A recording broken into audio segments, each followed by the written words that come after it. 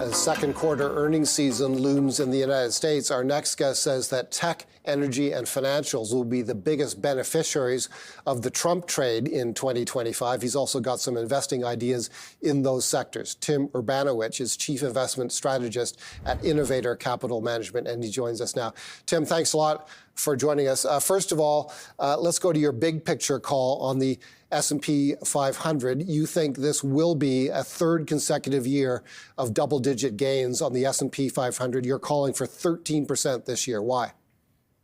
We are, Paul, and I think there's a combination of two things. One, you look at all the animal spirits that have been driving the U.S. equity market higher, from the Fed to fiscal policy. We think that sentiment is going to continue. We'll see another 4% or so lift in valuations. And then when we look at the earnings backdrop we think is very strong. You have a economy that is in very good shape. If you look at the consumer, consumers are very wealthy. They have a lot of money to spend. We think this keeps the party going, if you will, to really propel us to double-digit earnings growth on the S&P 500.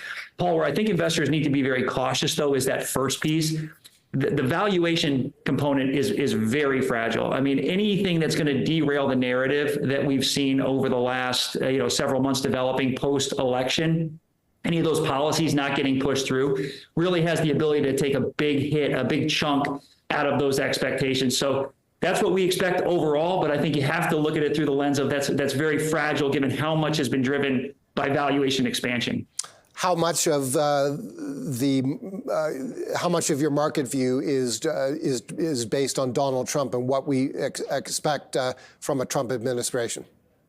Well, I think a lot of it is, and specifically being able to get a lot of the regulatory reform done, getting the tax cuts through. Those are big components. And I think, Paul, specifically, the sentiment that we have seen, a big chunk of that ever since Trump's odds of winning the election have gone up. You've seen the market and valuations go up as well. So any of those pieces that do not go through as expected have the ability to really derail that outlook. And I saw the other day, they're trying to get this through as one big, beautiful bill, if you will. You put that to a vote, you start to see that those pieces aren't falling into a place. I would expect volatility to kick up in a big way. If they don't, we would anticipate that you're going to continue to see that sentiment increasing. And again, that is our base view, but investors need to be careful that it is very fragile because so much of the return recently and so much moving forward depends on valuations holding and even moving forward from where they're at right now. And you think this is going to be a good year for the Russell 2000? You think small cap stocks will lead the way? We do, Paul, and I think a lot of that has to do with the starting point. You look at relative valuations on a price to book basis, very cheap relative to the S&P 500. That's not a timing tool. Valuations are very poor at doing that. But what it will do, any good news, it's going to act as a springboard, propelling that index higher. And I know a lot of people are concerned about the interest rate outlook. And if you look at our call, we think the 10 years heading to 5%. A lot of people would view that as counterintuitive to what we're saying on small caps. It isn't. You look at the data, small caps are much more heavily dependent on the path of economic growth than they are of interest rates. And what we're seeing here recently, small business optimism increasing. You look at manufacturing PMI starting to tick up. Small caps move in lockstep with that. So we think and specifically, Paul, too, the regulatory reform, we get that through in Washington. That's going to take a big burden off small caps and really allow these things to breathe and propel higher. You've got a couple of ETF ideas, one in the small cap space and one in the tech space.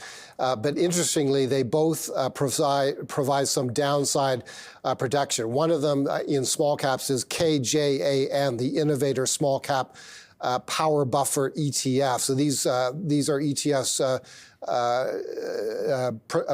offered by your company, which offers a 15% buffer against losses, and QFLR, the Innovator NASDAQ 100 Managed Floor ETF, which provides 10% downside protection. Talk to us about these ETFs, and why do you think investors are wise this year to build in some downside protection, which must come at some at some cost with respect to upside potential?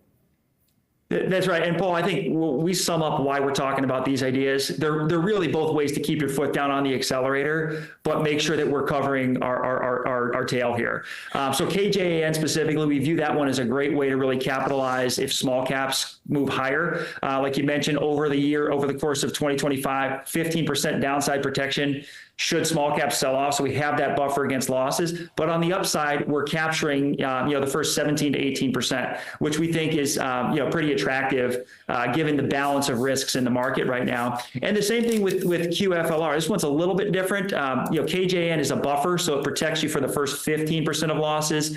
QFLR is a floor strategy. So you're actually exposed for the first 10% or so of losses, but it's really designed to guard that left tail. So we think this is a great way to really lean into the tech trade.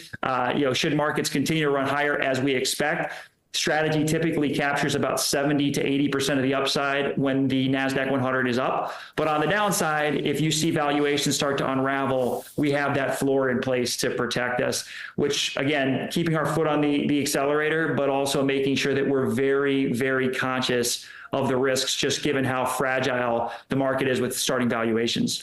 Tim, thank you.